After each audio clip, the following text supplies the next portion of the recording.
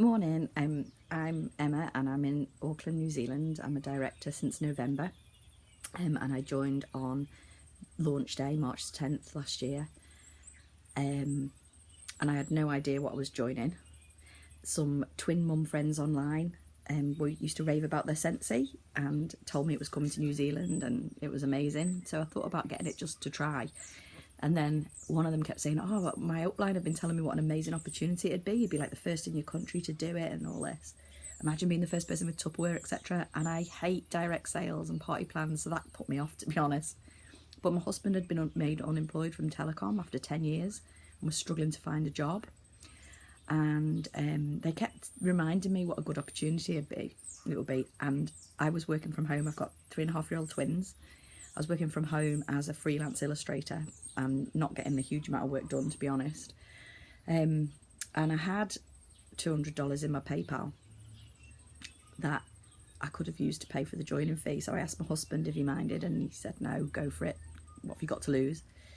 So I signed up. I had absolutely no idea what I was getting involved with, apart from I'd just see what this Scentsy was all about, what it looked like, what it smelled like, and see what happened.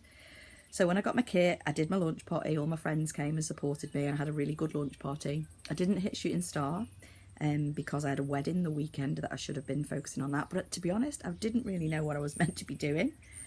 And then my first party that I had for someone, I flipped the hostess because she loved it. And I just started booking parties from my friends and they all loved it, and parties and people started joining. So my first month, I only made $187 and I thought I was quite disappointed, to be honest, because I felt like I'd really worked hard. But slowly it's gone up and my team's grown. I've got 36 people now. I'm obviously English, so I've got connections in the UK. So I've got 4 girls over there, which is going great. My upline's in the States and I've got friends in the States. I've got a few girls over there, I think 3. And it just started to build. And then I didn't know anything about Sydney reunion apart from I met another consultant, Lauren Harvey, online, who pulled me out of being out of compliance on something. I had no idea what I was doing. And we got chatting and she said, how many people have you got on your team? And I only had about 3 or something like that. And she had about 10. And that really gave me a fire to be like, oh, we're meant to be recruiting. So I started recruiting more seriously then.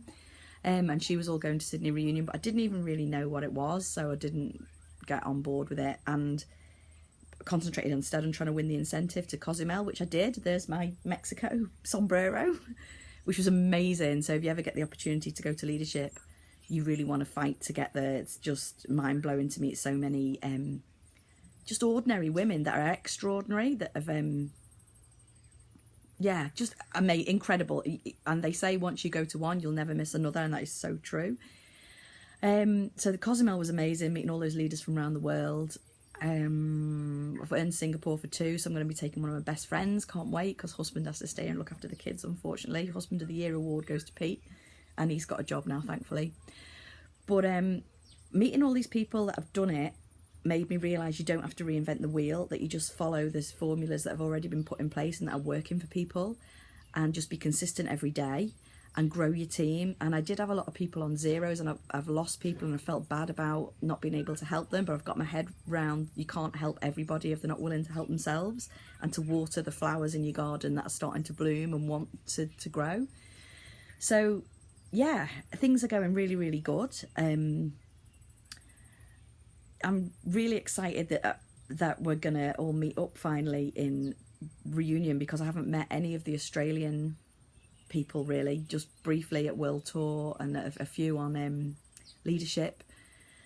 And this group, I think, is amazing. The videos that I listened to last night was so inspiring, and I just wish we could share them far and wide with people, because each one of them touched a string with me, with certain people that I know that it would put fire in the bellies to go harder or join, or just fantastic. And I know that there's going to be some brand new directors from this, and I just think it's a really positive thing that we've created. So thank you for everybody pulling together to do this. I'm going to go now, because the whole time I've been talking, I've been so distracted by how bad my haircut is. And don't worry, I'm going to the hairdressers this afternoon. Yeah, and finally, before I go, my why is I want my husband to retire in 5 years. I want him at 50 to be able to retire and get a boat, and that means a lot of hard work between now and then, but I believe it's possible by growing the team. I want to take my kids to Disney World. It's all in the future. I'm building a retirement plan at this tender age of 44. Okay, anyway, that's enough rambling, so goodbye and have a fantastic day, and put your heart, soul, mind, everything you've got into it, and you will succeed. It's worth every late night, every early morning. Just do it. Go and do it. Be amazing. Bye.